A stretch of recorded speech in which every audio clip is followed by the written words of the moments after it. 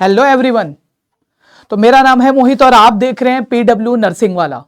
तो आज हम एक नए सिस्टम के साथ शुरू करने जा रहे हैं जिसका नाम है डाइजेस्टिव सिस्टम और चैप्टर का नेम है introduction of anatomy and physiology. Sir कौन से सिस्टम की एनाटमी और फिजियोलॉजी? इसी सिस्टम की जो सब्जेक्ट है डाइजेस्टिव सिस्टम। और हमारा जो लेक्चर नंबर है वो रहेगा लेक्चर नंबर 1।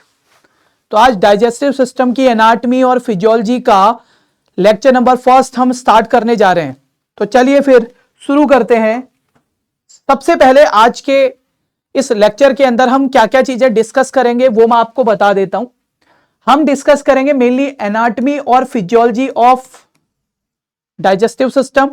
कुछ इंपॉर्टेंट पॉइंट्स के बारे में डिस्कस करेंगे और मेनली जो थर्ड डिस्कस करेंगे वो करेंगे लेयर्स या फिर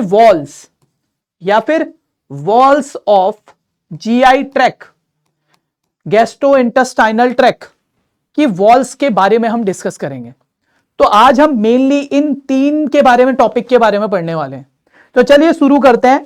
सबसे पहले हमने पढ़ना है कि जीआई सिस्टम क्या है। देखो कोई सा भी सिस्टम है वो कहीं ना कहीं सिस्टम का मतलब, देखो सपोज करो सबसे पहले सेल होती है, बहुत सारे सेल मिलके क्या बनाते हैं? टिश्यू। ये बात सबको पता है। और टिश्यू बहुत सारे मिलके बनाते हैं ऑर्गन, और बहुत सारे ऑर्गन मिलके क्या बनाते हैं? सिस्टम। तो ऐसे ही गैस्ट्रोइंटेस्टाइनल सिस्टम भी बहुत सारे ऑर्गन से मिलके बना होगा। तो कहां से शुरू होता है सर? माउथ से शुरू हो जाता है। मतलब माउथ एक ऑर्गन है, फिर ईसोफेगस है, फिर स्टमक है, small intestine, large intestine, rectum और एनस। ये मेन जीआई के सिस्टम के ऑर्गन है। वैसे एसेसरी ऑर्गन भी होते हैं जैसे लीवर हो गया, पेनक्रियाज हो गया, गॉल ब्लैडर हो गया, इनके बारे में भी बातचीत करेंगे। पर मेन क्या है? माउथ है, इसोफेगस है, स्टमक है, small intestine, large intestine, rectum और एनस। ये इंटेस्टाइन के पार्ट है। सर ये जीआई सिस्टम मतलब करता क्या है? क्या पर्पस है जीआई सिस्टम? ऐसा उस सुपर नेचुरल पावर ने ह्यूमन के अंदर ऐसा जीआई सिस्टम बनाया क्यों? क्या कारण रहा होगा उसका? तो मेन कारण है जो आपका बॉडी है, बॉडी को जिंदा रहने के लिए क्या चाहिए होती है? एनर्जी। और एनर्जी आपकी हर एक सेल को चाहिए होती है।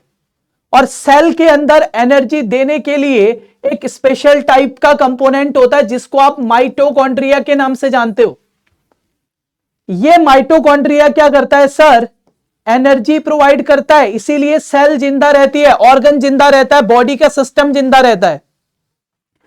तो बॉडी को जिंदा रहने के लिए एनर्जी चाहिए और एनर्जी देगा माइटोकॉन्ड्रिया। और माइटोकॉन्ड्रिया एनर्जी कैसे देता है? वो बनाता है सर एटीपी। एटीपी के फॉर्म में बॉडी को एनर्जी दी जाती है। सर ओके, अब ये एटीपी अगर दे रहा है तो एटीपी कहां से आएगी? ये एनर्जी कहां से आएगी? वो आएगी बहुत सारे टाइप के न्यूट्रिएंट से। वो आएगी कहां से? बहुत सारे टाइप के न्यूट्रिएंट से। सर न्यूट्रिएंट जैसे फैट, जैसे प्रोटीन, जैसे कार्बोहाइड्रेट, जैसे विटामिन, जैसे कि इलेक्ट्रोलाइट, ये क्या है? एक तरीके के न्यूट्रिएंट है। ये आपकी बॉडी की सेल को और सेल के अंदर माइटोकॉन्ड्रिया को क्या बनाने में हेल्प करती है? एटीपी के फॉर्मेशन में हेल्प करती है। तो अगर आपको एटीपी बनानी है तो एटीपी बनाने के लिए एक तो चाहिए आपको न्यूट्रिएंट, फैट, प्रोटीन, कार्बोहाइड्रेट वगैरह, और साथ में आपको चाहिए ऑक्सीजन। अगर न्यूट्रिएंट और ऑक्सीजन दोनों हैं आपके पास तो आप बना सकते हो एनर्जी। आप क्या फॉर्म कर सकते हो दोस्तों? एनर्जी बना सकते हो। और ये एनर्जी आपकी बॉडी के सिस्टम के लिए जरूरी है। तो डाइजेस्टिव सिस्टम का मेन काम यही है कि आपकी बॉडी की हर सेल को एनर्जी प्रोवाइड करना। चलिए इतनी सी बात हमें समझ में आ गई तो आगे की तरफ पढ़ते हैं। तो एक टॉपिक है जिसको बोला जाता है सर फूड प्रोसेस। क्या बोला जाता है? Food process. तो एक वर्ड है उसमें इंजेशन, एक वर्ड है इंजेशन, दूसरा वर्ड है सर मैस्टिकेशन, तीसरा वर्ड है सर बोलस, और चौथा वर्ड है सर काइम। तो आपको ये 4 वर्ड मेनली याद रखने हैं। पहला है इंजेशन, दूसरा है मैस्टिकेशन, तीसरा है बोलस और चौथा है काइम। यहां से नॉर्सेट में, रेलवे में, सीएचओ में बहुत सारे सवाल बनते हैं। सर क्या बनता है? सबसे पहले याद रखना इंजेशन। इंजेशन का मतलब है taking food into the mouth. Food को अगर कोई रोटी का टुकड़ा है और आपने पकड़ा खाने के लिए और अपने माउथ में रखा, इसी प्रोसेस को इंजेशन बोल देते हैं, taking food into the mouth. यह काम करना ही इंजेशन कहलाता है। जबकि दूसरा है मैस्टिकेशन। मैस्टिकेशन क्या है सर? अब उस फूड को स्मॉल पार्टिकल में दांतों से मैकेनिकल तरीके से तोड़ देना, उसको क्या बोलते हैं? उसको बोलते हैं हम फूड पार्टिकल को ब्रेक डाउन करना, यह कहलाता है मैस्टिकेशन। तीसरा वर्ड आता है सर बोलस। अब आपने फूड को तोड़ दिया तो वो फूड आपके माउथ में सलाइवा के साथ मिक्स होगा। कुछ ऐसे ग्लैंड प्रेजेंट होते हैं आपके माउथ के आसपास ही, जैसे सबलिंगुअल ग्लैंड, जैसे सब मैंडिबुलर ग्लैंड और जैसे पैरोटिड ग्लैंड। ये तीनों ग्लैंड क्या करती हैं? अपना सीक्रेशन डाल देती हैं फूड में। मतलब जैसे ही आपने कोई चीज, रोटी अपने माउथ पे रखी, उसको च्विंग किया, च्विंग करने से उसमें सलाइवा और एंजाइम मिक्स हो जाते हैं। जब सलाइवा और एंजाइम उसमें मिक्स हो गए और वो थोड़ा सेमी सॉलिड बन गया, उस कहानी को बोला जाता है बोलस। बोलस क्या है? सलाइवा और एंजाइम के साथ फूड का मिक्स होना, ये बोलस है। मतलब माउथ से इंटेस्टाइन में या स्टमक में जब जाएगा वो बोलस फॉर्म में होगा। माउथ से स्टमक में जब जाएगा वो बोलस फॉर्म में जाएगा, क्योंकि उसमें सलाइवा होगा, एंजाइम्स होंगे और फूड होगा। ओके, अब सुनो, उससे पहले आगे बढ़े, एक और टर्म है जिसको बोला जाता है डिग्लूटेशन। डिग्लूटेशन क्या है सर? जैसे ही बोलस बना तो आपने क्या किया? ऐसे उसको निगल लिया। तो निगलने वाली प्रोसेस या स्वेलो करने वाली प्रोसेस, तो स्वेलोइंग ऑफ फूड को बोला जाता है डिग्लूटेशन। तो जैसे ही बोलस बना आपने उसको निगल लिया, डिग्लूटेशन हो गया। अब वो कहां पहुंचा? अब वो पहुंचा आपके गैस्ट्रिक सिस्टम में, यानी कि कहां पहुंचा? आपके स्टमक में पहुंच गया दोस्तों। खाने को आपने डिग्लूनेट किया, स्वेलो किया, वो कहां पहुंचा? गैस्ट्रिक सिस्टम में पहुंचा। और जैसे ही गैस्ट्रिक सिस्टम में पहुंचा, वहां पे गैस्ट्रिक जूस मिला उसे, बहुत सारे एंजाइम जो स्टमक में रहते हैं, और साथ में उसमें मिक्स हो गया एसिड। मतलब बोलस लिया था आपने, बोलस के साथ एसिड और जूस, जो स्टमक का जूस है, वो मिक्स हो गया। मतलब इस बोलस के अंदर, कहने का मतलब यह है, एसिडिक कंटेंट आ गया और कुछ एंजाइम्स आ गए।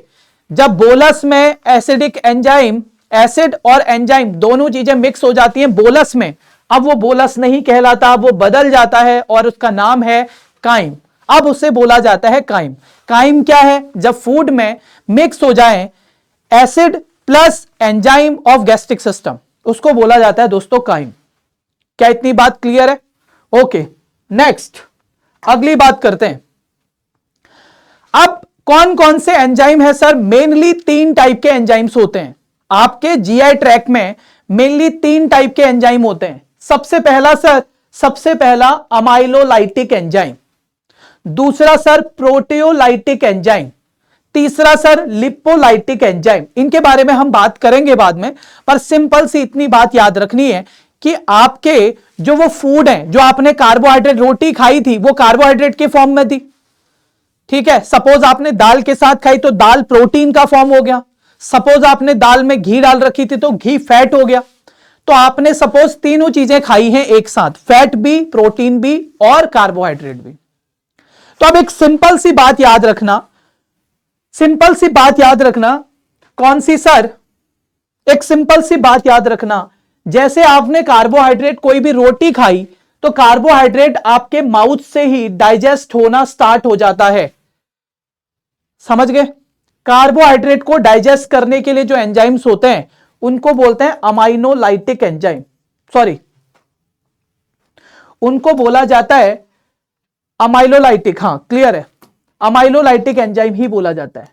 अमाइलोलाइटिक एंजाइम मतलब जो कार्बोहाइड्रेट कॉम्प्लेक्स फॉर्म है और उसको किस में तोड़ना है हमने? सिंपल फॉर्म में तोड़ना है। ऐसा तो नहीं कि रोटी मेरे ब्लड में चली जाएगी। तो कार्बोहाइड्रेट कॉम्प्लेक्स फॉर्म है, कार्बोहाइड्रेट क्या है? कॉम्प्लेक्स फॉर्म है, जबकि उसका सिंपल फॉर्म क्या है? सिंपल फॉर्म है उसका ग्लूकोज, लैक्टोज, माल्टोज। तो जब भी खाने को डाइजेस्ट करना है तो आपको कुछ एंजाइम्स की जरूरत पड़ेगी उस खाने को ब्रेक डाउन करने के लिए, उस फैट को ब्रेक डाउन करने के लिए। तो जैसे अगर हमको कार्बोहाइड्रेट का ब्रेक डाउन करवाना है, ब्रेक डाउन ऑफ कार्बोहाइड्रेट, तो उसके लिए एक एंजाइम चाहिए होगा जिसको अमाइलोलाइटिक एंजाइम बोलेंगे। ऐसे ही प्रोटीन का ब्रेक डाउन करवाने के लिए एक एंजाइम चाहिए होगा जिसको हम प्रोटियोलाइटिक एंजाइम बोलेंगे।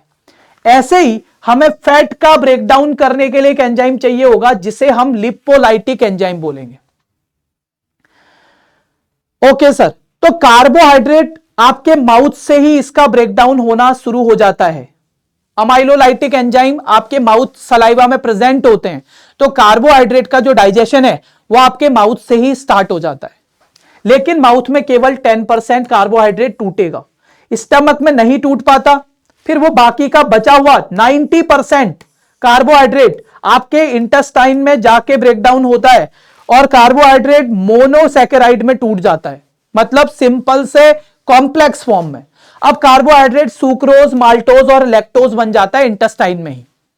और जब सुक्रोज, माल्टोज, लैक्टोज बनता है तो हमारी इंटेस्टाइन उसको क्या कर लेती है, अब्सॉर्ब कर लेती है, तो वो ब्लड के अंदर अब्सॉर्ब हो जाता है। मतलब आपने कार्बोहाइड्रेट खाया, वो स्टमक, यहां से डाइजेशन शुरू हो गया, स्टमक में नहीं हुआ, फिर इंटेस्टाइन में वो और टूट गया सुक्रोज ग्लूकोज में। जैसे ही ग्लूकोज बना वो ब्लड में चला गया।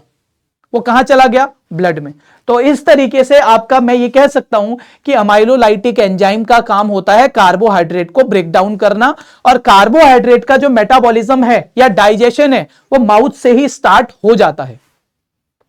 ओके, ऐसे ही प्रोटीन है, प्रोटीन भी डाइजेशन शुरू तो हो जाता है पर माउथ में डाइजेशन नहीं होता इसका, थोड़ा बहुत स्टमक वाले पार्ट में डाइजेशन होता है और बाकी का डाइजेशन इसका भी इंटेस्टाइन में होता है, जैसे कि ड्यूडिनम, जुजिनम और इलियम में। स्मॉल इंटेस्टाइन में मेनली इसका डाइजेशन होता है प्रोटीन का। जैसे ये ड्यूडिनम में जाएगा तो ड्यूडिनम में पेनक्रियास से एक एंजाइम आता है जिसको बोलते हैं ट्रिप्सिन, और दूसरा काइमोट्रिप्सिन। तो ट्रिप्सिन और काइमोट्रिप्सिन क्या करते हैं, इस प्रोटीन को तोड़ने में हेल्प करते हैं। फिर बचा हुआ जुजिनम और इलियम में एक और एंजाइम रिलीज होता है जिसको बोलते हैं पेप्टिडेज एंजाइम। तो पेप्टिडेज एंजाइम इसको अमाइनो एसिड में ब्रेक डाउन कर देता है फाइनली। तो मतलब प्रोटीन का मेटाबॉलिज्म स्टमक में थोड़ा बहुत हुआ और बचा हुआ इंटेस्टाइन में हुआ। इंटेस्टाइन में किसने किया, ट्रिप्सिन ने, काइमोट्रिप्सिन ने और पेप्टिडेज ने। किसका ब्रेकडाउन, प्रोटीन का। ऐसे ही नेक्स्ट आता है फैट। तो फैट का ब्रेकडाउन ना ही माउथ में होता है ना ही स्टमक में होता है। तो क्या सर स्टमक में भी कोई लिपोलाइटिक एंजाइम नहीं होते? होते हैं पर बहुत वीक होते हैं। तो मैक्सिमम जो डाइजेशन है फैट का वो सारा का सारा लगभग आपके इंटेस्टाइन वाले पार्ट में होता है। जैसे ड्यूडिनम वाले पार्ट में बाइल सीक्रेट होता है और पैनक्रियाटिक लाइपेज सीक्रेट होता है, दो एंजाइम। एक तो गॉल ब्लैडर से आता है बाइल। सर कैसे आता है, एक ये देख लीजिए डायग्राम। इस डायग्राम के बारे में हम बातचीत कर रहे हैं। सर ये डायग्राम क्या है, देखो ये वाला जो पार्ट आपको दिख रहा है ये ड्यूडिनम वाला पार्ट है। तो ड्यूडिनम वाले पार्ट में हिपैटोपैनक्रेटिक डक्ट खुलता है, एक हिपैटोपैनक्रेटिक मतलब लीवर गॉल ब्लैडर से आ रहा है, पेनक्रियास से आ रहा है। तो अल्टीमेटली ये पेनक्रियास का सीक्रेशन भी यहां पे डाल रहा है, पेनक्रियाटिक लाइपेज, और ऊपर से बाइल भी इसके अंदर आ रहा है, बाइल।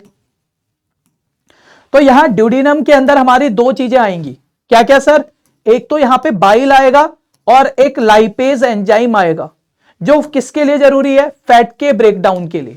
तो फैट का ज्यादातर ब्रेकडाउन स्मॉल इंटेस्टाइन में ही होता है, स्टमक में भी नहीं होता, माउथ में भी नहीं होता। तो ज्यादातर या मैक्सिमम डाइजेशन स्मॉल इंटेस्टाइन के अंदर ही होता है। तो ये बात करी हमने किसके बारे में, ये बात कर रहे थे हम एंजाइम्स के बारे में, ये बात कर रहे थे हम एंजाइम्स के बारे में। तो अल्टीमेटली मैंने ये कहना चाहा कि कार्बोहाइड्रेट माउथ से इसका मेटाबॉलिज्म स्टार्ट हो जाता है, डाइजेशन स्टार्ट हो जाता है, स्टमक में नहीं होता, फिर इंटेस्टाइन में होता है। ऐसे ही मैं अगर प्रोटीन की बात करूं तो माउथ में इसका डाइजेशन नहीं होता, इसका स्मॉल इंटेस्टाइन में या इंटेस्टाइन में होता है और स्टमक में होता है, दोनों जगह पे होता है। पर फैट का डाइजेशन ना स्टमक में हो पाता है प्रॉपर, ना माउथ में हो पाता है, उसका केवल इंटेस्टाइन में होता है। तो ये था कि फूड का मेटाबॉलिज्म या फिर डाइजेशन कहां कहां पे हो रहा है। अल्टीमेटली ये स्मॉल इंटेस्टाइन के अंदर अपने सिंपल फॉर्म में टूटेंगे। सिंपल फॉर्म में सर मतलब सपोज मैं बात करूं फैट की, तो फैट टूटेगा फैटी एसिड में या ग्लिसरॉल में। और ऐसे ही अगर मैं प्रोटीन की बात करूं तो प्रोटीन टूटेगा लास्ट अमाइनो एसिड में। ऐसे ही मैं बात करूं कार्बोहाइड्रेट की तो माल्टोज ग्लूकोज में टूटेगा। जब ये ऐसी फॉर्म में बन जाएगा तब सीधे हमारे इंटेस्टाइन इसको आसपास जो कैपिलरीज हैं उस ब्लड के अंदर इंट्रोड्यूस कर देंगे। किसके अंदर? उस ब्लड के अंदर इसको इंट्रोड्यूस कर दिया जाएगा। क्लियर है इतनी बात? ओके, नेक्स्ट अपनी इतनी सी बात समझो। अब हम सबसे पहले स्टमक की बात कर रहे हैं। तो स्टमक भी वैसे हमने पहले देख रखा है। तो स्टमक कुछ, अब वो फर्स्ट ईयर वाली बात तो हमें इतनी ज्यादा नहीं पढ़नी है, पर फिर भी मैं बता दूं आपको, स्टमक कुछ इस तरीके का एक डायग्राम है। स्टमक के ऊपर अगर मैं बात करूं यहां पे, तो स्टमक में जहां पे ढक्कन बना हुआ है, ये जो ढक्कन बना हुआ है इसको हम बोलते हैं कार्डियक स्फिंक्टर। इसको हम बोलते हैं कार्डियक स्फिंक्टर। और नीचे की तरफ हम बोलते हैं ये वाला जो ढक्कन है इसको बोला जाता है पाइलोरिक स्फिंक्टर। इसको हम बोलते हैं पाइलोरिक स्फिंक्टर। ये दो बातें हमको पता है।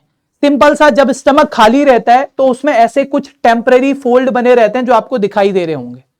इनको बोला जाता है गैस्ट्रिक रुगे। ये टेम्परेरी क्यों बोला सर आपने? इसको टेम्परेरी इसलिए बोला क्योंकि जब खाना आएगा ये दोबारा नॉर्मल हो जाएगा अपने आप ही। सर क्या इसको लिखना है? हां जी, मैंने तो लिखा हुआ है, तो आप इस बात को याद रख लें। इतनी सी बात कि स्टमक जब एम्प्टी रहेगा तो उसके अंदर कुछ टेम्परेरी फोल्ड होंगे, उन्हें बोला जाता है रुगे। बस इतनी सी। स्टमक की कैपेसिटी 2000 से 4000 ml तक हो सकती है अडल्ट में, एवरेजली 1500 ml, पर 2000 से 4000 मैक्सिमम जा सकता है। बच्चे के अंदर 30 ml से, जब कोई एट बर्थ प्रेजेंट होता है तो 30 ml उसके स्टमक की कैपेसिटी होती है। अब मैं आपको एक बात कहने जा रहा हूं कि आपने अब्डोमेन के रीजन पढ़े होंगे बहुत सारे, आपने रीजंस पढ़े होंगे बहुत सारे, तो मैं वही रीजंस आपको बताने जा रहा हूं। मैंने यहां पे लिखे हुए हैं, पर आप फिर से देख लें। यहां पे आपको पता होना चाहिए जो आपका स्टमक वाला पार्ट है ना, ये बीच में सिचुएटेड रहता है जहां पे आपका अम्लाइकस होता है। अम्लाइकस, ये सपोज आपका अम्लाइकस है, ये बीच वाला पार्ट है। स्टमक कुछ इस तरीके से सिचुएटेड रहता है। क्या मैं इसको, अम्लाइकस वाला पार्ट है, इसको मैं क्या बोलता हूं? ये बीच वाला अम्लाइकस वाला पार्ट है आपका। तो अम्लाइकस वाले पार्ट में ऐसे स्टमक रहता है। तो क्या मैं इसको गैस्ट्रिक बोल सकता हूं? क्या गैस्ट्रिक रीजन बोल सकता हूं इसको? स्टमक के ऊपर के लिए हम एपी वर्ड यूज करते हैं क्या? तो मैं इसको क्या एपीगैस्ट्रिक लिख सकता हूं? जी सर।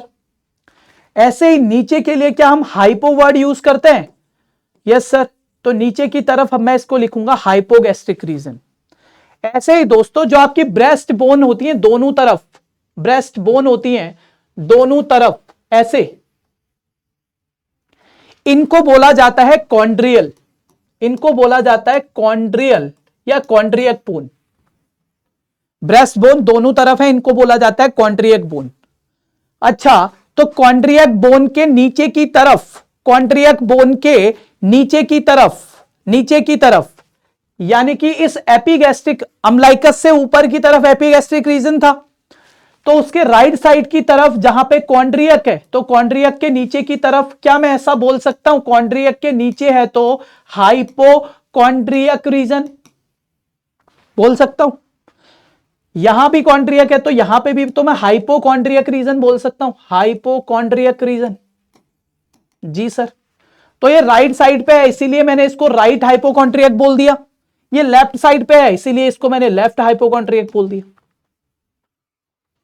ओके, अब इस हाइपोकॉन्ड्रियक, ब्रेस्ट बोन के नीचे हाइपोकॉन्ड्रियक रीजन था, लेफ्ट और राइट। अब उसके थोड़े से नीचे जाएंगे तो पीछे की तरफ हमारा लंबर रीजन होगा। अगर थोड़ा सा नीचे जाएंगे तो पीछे की तरफ हमारा कौन सा रीजन है, लंबर रीजन। तो साइड की तरफ क्या यहां पे लंबर रीजन लिख सकता हूं मैं, इस तरफ भी लंबर होगा और दूसरी तरफ भी लंबर होगा। तो ये राइट साइड पे है इसीलिए राइट लंबर रीजन, ये लेफ्ट साइड पे है इसीलिए लेफ्ट लंबर रीजन। क्लियर? अच्छा, लंबर रीजन के नीचे की तरफ एक बोन फील होगी आपको, इलियक फोसा, दोनों तरफ से। सबसे ऊपर ब्रेस्ट बोन, ब्रेस्ट बोन के नीचे की तरफ अगर हम चेक कर रहे हैं, नीचे की तरफ चेक कर रहे हैं, तो ये राइट और लेफ्ट हाइपोगैस्ट्रिक दिख रहा है हमको। उसके नीचे गए तो लंबर रीजन पता चल रहा है, और लंबर रीजन के नीचे की तरफ एक बोन चुभती है हमें, उसको हम क्या इलियक फोसा बोन बोल सकते हैं। तो ये हो गया इलियक रीजन, और दूसरी तरफ भी दूसरा इलियक रीजन। तो जो राइट साइड है हमने उसको राइट इलियक बोल दिया, जो लेफ्ट साइड है उसको लेफ्ट इलियक बोल दिया। तो एब्डोमेन को इस तरीके से 9 पार्ट्स में डिवाइड किया गया है, और स्टमक बीच में है, एपिगैस्ट्रिक ऊपर, हाइपोगैस्ट्रिक नीचे, कॉन्ड्रियल बोन के नीचे हाइपोकॉन्ड्रियल, इस साइड भी हाइपोकॉन्ड्रियल, सबसे नीचे की तरफ बोन है इलियक फोसा। तो अब आप रीजंस को अच्छे से पहचान सकते हो कि कौन से रीजन में क्या कंडीशन है, कहां पे हमारा राइट लंबर है, कहां पे लेफ्ट लंबर है, कहां पे इलियक रीजन है, और कहां पे एपिगैस्ट्रिक हाइपोगैस्ट्रिक रीजन है। तो इतनी सी बात आपको बहुत अच्छे से पता होनी चाहिए। ओके, अब हम बात करते हैं वॉल की। ठीक है, अब हम बात करते हैं वॉल की। तो जीआई सिस्टम में आपको पता है ये इस तरीके का कुछ स्टमक है। ठीक है, ऊपर से ही ये ईसोफेगस था, ये स्टमक है, और ये ऐसे इंटेस्टाइन है, और ये लास्ट में यहां पे रेक्टम एनस सी आ गया। क्लियर? नॉर्मली अब अगर मैं इसकी वॉल्स को देखूं, इन वॉल को देखूं, दीवारों को देखूं, ये इसकी दीवारों को देखूं, तो इसकी दीवारों को मैंने यहां पे जूम करके बना दिया है। एक्चुअली जो हमारे जीआई सिस्टम की वॉल है दोस्तों, वो 4 लेयर से बनी हुई रहती है। देखो यहां खाना आ रहा है, मैंने पिज्जा लिखा हुआ है, ये आपका पिज्जा के स्लाइसेस आ गए, इसमें टॉपिंग्स आ गई, पेपरी पनीर आ गया। ठीक है, जो भी आपको मार्गरेटा जो भी पसंद है वो आ गया। ओके, तो पिज्जा की टॉपिंग्स आ गई, आपने खाना खाया, तो आपके इस जीआई सिस्टम में पिज्जा यहां पे है, ऐसे है, देखो यहां पे पिज्जा के टुकड़े ऐसे आ रहे हैं। तो आप इसको बस यहां समझ लो। ठीक है, तो ये वाला जो रीजन है बीच वाला, इसको मैं बोलता हूं ल्यूमन, जहां से खाना जा रहा है।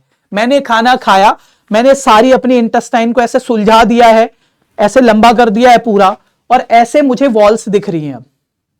अब अगर वो इंटेस्टाइन की वॉल को मैं कुरे दूं कि इसमें क्या क्या है, इसके अंदर क्या क्या चीज है, तो मुझे ये पता लग जाएगा कि सर सबसे अंदर से इसमें एक लेयर है, सबसे अंदर से पिंक कलर की, पिंक कलर के बाहर, इसमें मुझे पता चलेगा कि पिंक कलर के बाहर की तरफ, सॉरी, एक ग्रीन कलर की लेयर है।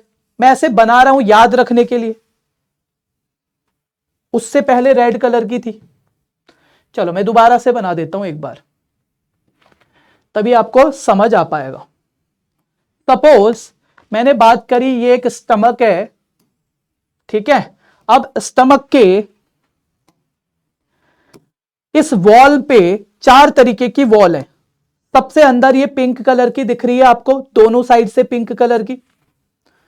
पिंक कलर के बाहर से आपको ये रेड कलर की वॉल दिख रही है, और रेड कलर के बाहर से आपको ये ग्रीन कलर की दिख रही है, और ग्रीन कलर के बाहर से ऐसे व्हाइट कलर की दिख रही है।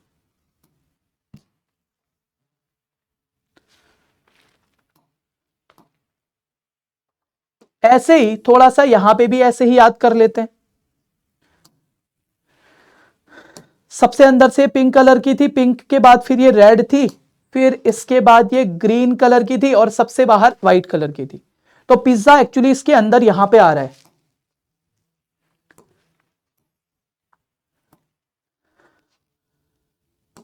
इसके अंदर आ रहा है पिज्जा ही। ठीक है, अब इसकी 4 वॉल हैं। एक तो व्हाइट कलर की दिख रही है आपको सबसे बाहर से, इसे बोलते हैं सिरोसा।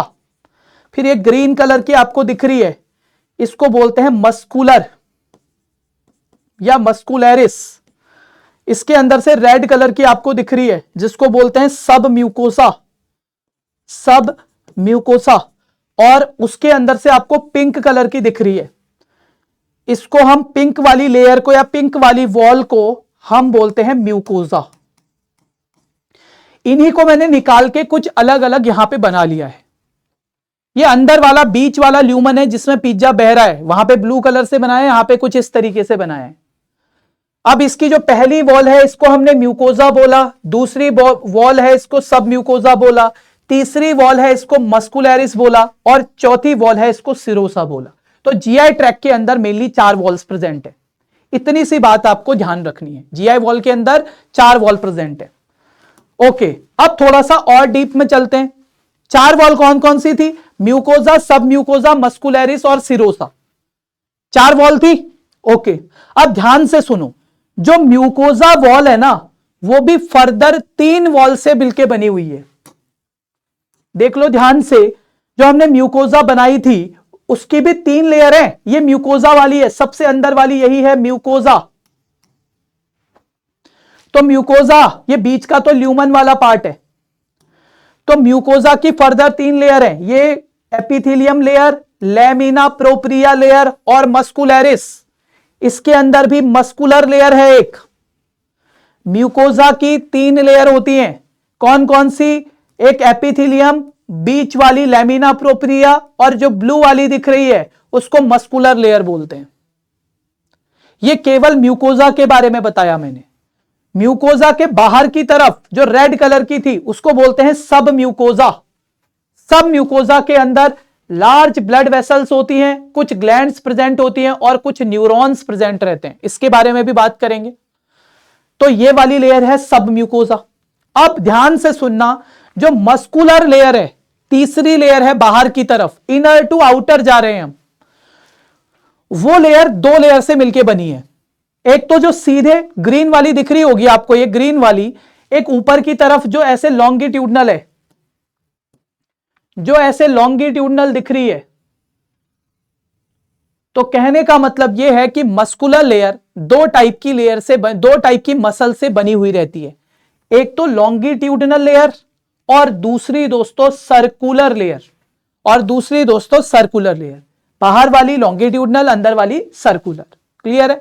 अब इसके बाहर देखो, सबसे बाहर वाली व्हाइट कलर की जो थी उसको बोलते हैं सिरोसा। उसको क्या बोलते हैं? सिरोसा। ये प्रोटेक्शन का काम करती है। सबसे बाहर वाली लेयर का काम यही होता है। जैसे हमने कपड़े पहने, ये भी तो प्रोटेक्शन का काम कर रहे हैं। हमारी स्किन है वो भी तो प्रोटेक्शन का काम कर रही है। तो जो सबसे बाहर है सिरोसा, उसका काम है प्रोटेक्शन करना। जो ग्रीन वाली दिख रही है आपको, जिसमें 2 लेयर है, सर्कुलर भी और लॉन्गिट्यूडनल भी, वो उसके अंदर कुछ न्यूरॉन्स प्रेजेंट होते हैं। मस्कुलर लेयर के अंदर भी न्यूरॉन है और सब म्यूकोजा के अंदर भी कुछ न्यूरॉन है। और सबसे अंदर वाली आती है म्यूकोजा। म्यूकोजा की 3 लाइन थी, कौन कौन सी? सर एपिथेलियम, सबसे अंदर वाली एपिथेलियम। सर ये एपिथेलियम क्या करती है? तो एपिथेलियम यहां से सिक्रीशन, एंजाइम्स वगैरह डालती है, खाने में एंजाइम्स मिलाती है, वो है एपिथेलियम, इसीलिए तो सबसे अंदर वाली है। फिर बीच वाली पिंक वाली लैमिना प्रोप्रिया, सर ये क्या करती है?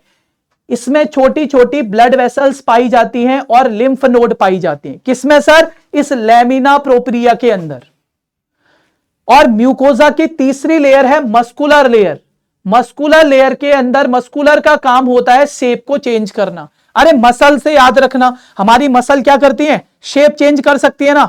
जैसे मैंने ये कॉन्ट्रैक्शन कर दिया, शेप चेंज, अब रिलैक्सेशन कर दिया, शेप चेंज। तो कॉन्ट्रैक्शन रिलैक्सेशन में हेल्प करती है कौन सी? ये मस्कुलर लेयर। तो हमने ये पढ़ी लेयर्स। 4 लेयर होती हैं मेन। सबसे अंदर से होती है म्यूकोजा, उसके बाहर से होती है सब म्यूकोजा, और उसके बाहर से देखूं तो उसके बाहर से होती है मस्कुलर या मस्कुलैरिस, और उसके भी बाहर से, सबसे बाहर से सिरोसा। फिर मैंने बोला जो सबसे अंदर वाली है म्यूकोजा, म्यूकोजा के भी फर्दर 3 लेयर्स होते हैं, epithelium, lamina propria, epithelium, lamina propria और तीसरा मस्कुलर। इनके बाहर से सब म्यूकोजा आती है जिसमें कुछ न्यूरॉन्स पाए जाते हैं। उसके बाहर से मस्कुलैरिस आती है। मस्कुलैरिस 2 टाइप की लेयर होती है, इसमें एक सर्कुलर होती है, एक लॉन्गिट्यूडनल होती है। इसमें भी कुछ न्यूरॉन्स पाए जाते हैं। और सबसे बाहर से होती है सिरोसा, जो प्रोटेक्शन का काम करती है। ओके सर,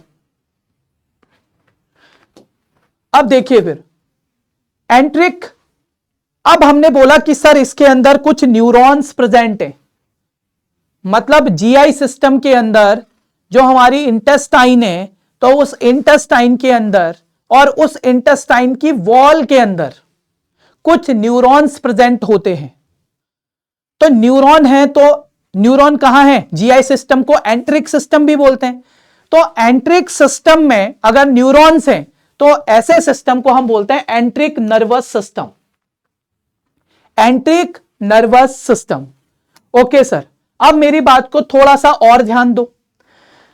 हमने बोला था सब म्यूकोसा के अंदर कुछ न्यूरॉन्स प्रेजेंट होते हैं, उन न्यूरॉन्स को बोलते हैं सब म्यूकोजल न्यूरॉन, या फिर उनको बोला जाता है मिजेंट्रिक प्लेक्सिस।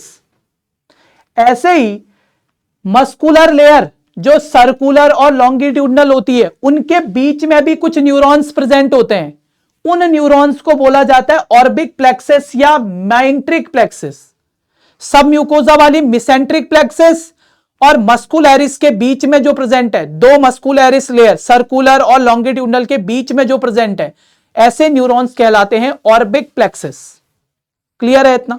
ओके, अब ध्यान से सुने, जब भी आपके इस जीआई सिस्टम के अंदर यहां पे फूड आया, ये पिज्जा बना देते हैं, पिज्जा का पीस आ गया, जो भी आप खाना खाते हो, ठीक है, जिसका भी फेवरेट है नहीं है, पर फिर भी इतना याद रखना है कि जीआई सिस्टम के अंदर खाना खाया, तो खाना खाने से जैसे ही खाना जा रहा है अंदर, ये माउथ की साइड है, माउथ से अंदर को खाना जा रहा है, और ये एनस की साइड है। खाना खाया तो ऐसे ट्रेवल करेगा, तो जैसे ही खाना आगे की तरफ ट्रेवल करता है, तो ये न्यूरॉन जो मिसेंट्रिक प्लेक्सिस में है, ये एक्टिवेट हो जाते हैं और ब्रेन को एक सिग्नल भेजते हैं। ब्रेन को एक सिग्नल भेजते हैं कि भैया हमें जल्दी से जल्दी क्या करो, जल्दी से जल्दी यहां कुछ हलचल करो, यहां पे क्या हो रहा है, यहां पे आ रहा है, यहां पे आ गया है फूड। तो ब्रेन फिर क्या करता है, इन माइंट्रिक प्लेक्सस के थ्रू फूड के पीछे की तरफ कॉन्ट्रैक्शन करवाता है, फूड के पीछे की तरफ कॉन्ट्रैक्शन करवाता है। दूसरा, जब फूड आगे की तरफ जाएगा तो आगे जाने से पहले वॉल्स को सेंस पता लग जाता है, वॉल को पता लग जाता है कि फूड आने वाला है, तो ये आगे की वॉल रिलैक्स हो जाती है और पीछे की वॉल में कॉन्ट्रैक्शन आता है, तभी तो खाना आगे जाएगा। पीछे से कॉन्ट्रैक्शन होगा, खाना आगे, आगे रिलैक्स होना चाहिए, अगर आगे भी पीछे भी दोनों जगह कॉन्ट्रैक्शन होगा तो खाना बीच में ही अटक जाएगा। तो जैसे जैसे फूड आगे बढ़ता है, पीछे की तरफ से कॉन्ट्रैक्शन शुरू हो जाते हैं, और वो कौन करवा रहा है? अरे यही जो न्यूरॉन्स हैं एंट्रिक सिस्टम के अंदर, माइंट्रिक प्लेक्सिस और मिजेंट्रिक प्लेक्सिस, उन दोनों का भी अगर अलग से बताऊं तो ध्यान से सुन लो। जो सब म्यूकोजा में है वो होती है मिजेंट्रिक प्लेक्सिस, और उनका काम होता है, सेंसरी न्यूरॉन्स होते हैं वो ज्यादातर वो ब्रेन तक सिग्नल भेजते हैं कि खाना आ चुका है, फिर ब्रेन वहां से अपने अलग न्यूरॉन भेजता है और वो हेल्प लेता है मस्कुलर लेयर में ऑर्बिक प्लेक्सिस या माइंट्रिक प्लेक्सिस की। ये ऑर्बिक और माइंट्रिक प्लेक्सिस ज्यादातर मोटर न्यूरॉन्स होती हैं। मोटर मतलब ये कॉन्ट्रैक्शन का काम करने लग जाती हैं। ब्रेन तक मैसेज गया, खाना आ गया, ब्रेन ने वापस मैसेज भेजा और बोला, किसको बोला? माइंट्रिक प्लेक्सिस को, कि भैया कॉन्ट्रैक्शन और रिलैक्सेशन करवाओ, कॉन्ट्रैक्शन और रिलैक्सेशन करवाओ। इसीलिए तो हम कहते हैं वेगस नर्व सेंसरी भी है और मोटर भी है, वो ब्रेन तक सेंस लेके जाती है कि खाना है या नहीं है। और ब्रेन से मैसेज जब मिल जाता है कि खाना है, तो फिर मोटर न्यूरॉन्स को भेजती है और बोलती है फटाफट कॉन्ट्रैक्शन करवाओ। तो दोनों काम करती है वेगस नर्व। तो मिजेंट्रिक प्लेक्सिस और माइंट्रिक प्लेक्सिस का मेन काम है इस खाने को आगे की तरफ शिफ्ट करवाना, यानी कि पेरिस्टालसिस मूवमेंट करवाना या सेगमेंटेशन करवाना। तो क्या आपको ये दो वर्ड पता है? एक वर्ड होता है सेगमेंटेशन और दूसरा वर्ड होता है, एक होता है सेगमेंटेशन और दूसरा होता है पेरिस्टालसिस। देखो, कॉन्ट्रैक्शन आना और रिलैक्सेशन होना, जिसकी वजह से खाना ऐसे ट्रेवल करेगा, वेव लाइक मूवमेंट से आगे जाएगा, ये जो करवा रहा है इसको तो बोलते हैं पेरिस्टालसिस मूवमेंट, यानी कि वेव लाइक मूवमेंट करवाना, ये मूवमेंट कहलाते हैं पेरिस्टालसिस मूवमेंट। लेकिन अब अगर खाना केवल आगे ट्रेवल ही करता जाएगा तो उसमें क्या अच्छे से, सपोज कर लो आपने एक पानी की बोतल में चीनी मिला दी, लेकिन क्या वो घुल जाएगी? प्रॉपरली नहीं घुल पाएगी ना तुरंत। तो हमें तो खाने के साथ वो एंजाइम भी तो घोलने हैं। तो हम स्विंगिंग मूवमेंट कैसे करवाएंगे? ऐसे करवाएंगे। तो खाने के अंदर भी जो माइंट्रिक प्लेक्सेस और मेसेंट्रिक प्लेक्सेस हैं, उनमें स्विंगिंग मूवमेंट होता है। मतलब जैसे झूला आगे की तरफ जाता है और पीछे की तरफ आता है, आगे की तरफ जाता है और पीछे की तरफ आता है। तो खाने का ऐसा स्विंगिंग मूवमेंट होना, यह कहलाता है सेगमेंटेशन। इससे क्या होता है कि जो एंजाइम होते हैं वो इंटरमिक्स हो जाते हैं फूड के साथ और फूड को अच्छे से ब्रेक डाउन करने में हेल्प करते हैं। अगर केवल पेरिस्टालसिस मूवमेंट हुआ तो खाने में बहुत सारे न्यूट्रिएंट तो अब्सॉर्ब भी नहीं हो पाएंगे, क्योंकि खाने का प्रॉपर ब्रेकडाउन ही नहीं हो पाया। और ब्रेकडाउन नहीं हो पाया तो आपको यही दिक्कत आएगी कि फूड में से प्रोटीन विटामिन अब्सॉर्ब नहीं होंगे। क्यों नहीं? क्योंकि वो टूटे ही नहीं। टूटे क्यों नहीं? क्योंकि उसमें अच्छे से एंजाइम मिक्स ही नहीं हुआ। तो इंटरमिक्सिंग के लिए स्विंगिंग मूवमेंट जरूरी है खाने के, और उसको बोला जाता है सेगमेंटेशन। जबकि पेरिस्टालसिस मूवमेंट का मतलब है कॉन्ट्रैक्शन करवाना। कॉन्ट्रैक्शन करवाना उस फूड के अंदर, उस इंटेस्टाइन में कॉन्ट्रैक्शन करवाना, रिलैक्सेशन करवाना, जिससे वो वेव लाइक मूवमेंट बनाए। पर अगर वो स्विंगिंग मूवमेंट आगे पीछे की तरफ आ रहा है तो इसका मतलब मेनली क्या है कि फूड के अंदर अच्छे से एंजाइम मिक्स होंगे और ब्रेकडाउन में वो हेल्प करेंगे। ओके, इतनी बात तो होगी पेरिस्टालसिस और स्विंगिंग के बारे में। पर पता है आपको कि एंट्रिक नर्वस सिस्टम को हमारी बॉडी का सेकंड ब्रेन बोला जाता है। सर ऐसा क्यों? ऐसा इसलिए, वैसे तो हमारा जो एंट्रिक नर्वस सिस्टम है वो ब्रेन से ही कंट्रोल होता है, पर अगर सपोज किसी कारण से ब्रेन में इंजरी हो जाए, चोट लग जाए, कोई बीमारी हो जाए, न्यूरोनल कनेक्शन फेल हो जाए, तो भी हमारा जो नर्वस सिस्टम है, जो ये मेसेंट्रिक प्लेक्सस और माइंट्रिक प्लेक्सस बने थे ना ऐसे, ये वाले जो न्यूरॉन्स हैं ये खुद से इंडिपेंडेंटली काम कर लेते हैं। अगर ये ब्रेन तक सिग्नल नहीं भी भेज पाए तो एंट्रिक सिस्टम इंडिपेंडेंटली अपना डिसीजन और डायरेक्शन तय कर सकते हैं। मतलब जो ब्रेन का काम था वो ये खुद से भी कर सकते हैं, क्योंकि ये भी तो एक तरीके के न्यूरॉन है और इनके अंदर समझदारी होती है। तो कई बार अगर ब्रेन तक नहीं भी जा पाए, जब हमारा सेंट्रल नर्वस सिस्टम काम ना करे, तो भी एंट्रिक नर्वस सिस्टम फंक्शन कर सकता है इंडिपेंडेंटली। ये इंडिपेंडेंटली अपना डिसीजन ले सकता है या मूवमेंट कर सकता है, पेरिस्टालसिस मूवमेंट करवा सकता है जरूरत पड़े तो अपना खुद से काम कर सकता है। इसीलिए ब्रेन का काम करता है एक तरीके से। तो इसीलिए इसको सेकंड ब्रेन ऑफ बॉडी भी बोला जाता है। इसीलिए इसको सेकंड ब्रेन ऑफ बॉडी भी बोला जाता है। तो आज की क्लास में केवल इतना ही। नेक्स्ट क्लास में हम और डिस्कस करेंगे स्मॉल इंटेस्टाइन के बारे में, लार्ज इंटेस्टाइन के बारे में और लीवर के बारे में, पेनक्रियास के बारे में अगली क्लासेस में डिस्कस करेंगे। तब तक के लिए thank you, have a nice day.